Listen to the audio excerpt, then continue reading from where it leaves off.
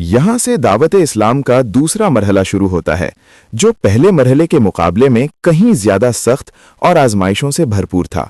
इस मरहले में इस्लाम की नौखेज तहरीक और पुरानी जाहिलियत के दरमियान एक शदीद और तवील कशमकश बरपा हुई, जो तकरीबन 8 से 9 साल तक जारी रही। ये तसादुम सिर्फ मक्का या कुरैश तक महदूद ना रहा, बल्कि अरब के मुख्तलिफ इलाकों में फैल गया। जो लोग पुरानी जाहिली रिवायात और निज़ाम को कायम रखना चाहते थे, वो इस नई दावत को बज़ोर ताकत ख़त्म करने पर तुल गए। उन्होंने मुखालिफत के हर मुमकिन हथकंडे इस्तेमाल किए।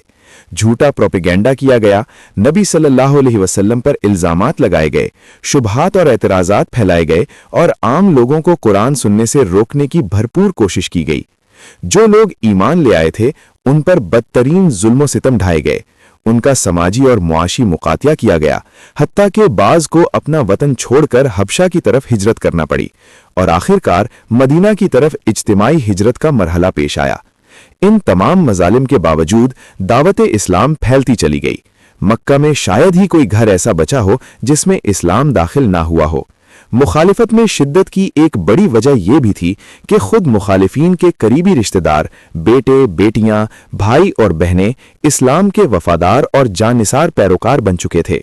मजीद ये कि जो लोग इस दावत को कबूल कर रहे थे, वो मुआशरे के बेहतरीन अफराद समझे जाते थे और इस्लाम कबूल करने के बाद उनके अखलाक, किरदार और सीरत में ऐसी पाकीज़गी पैदा हो जाती थी कि हर देखने वाला इस दावत की बरतरी महसूस किए बगैर न रहता।